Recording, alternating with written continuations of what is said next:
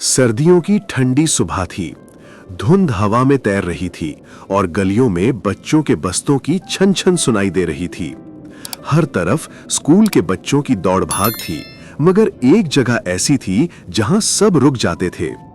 बाबा एहसान की चाय और समोसे की दुकान। बाबा एहसान रोजाना फजर के बाद चूल्हा जलाते, चाय की खुशबू उड़ती और साथ ही ताजी समोसों की चटचट आवाज, ऊपर से भाप छोड़ती हुई गरम जलेबी। स्कूल जाते बच्चे दूर से ही बोलते, बाबा 3 समोसे और 2 जलेबियां रख लेना, हम आ रहे हैं। एक दिन सर्दी इतनी ज्यादा थी कि बच्चे सीधे स्कूल चले गए।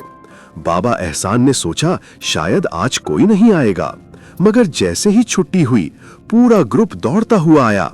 बाबा हम सुबह नहीं खा सके थे, अब तो दें। बाबा एहसान ने मुस्कुराते हुए कहा, अरे मेरे बच्चों, तुम्हारे लिए तो हमेशा गरम रखा हूं।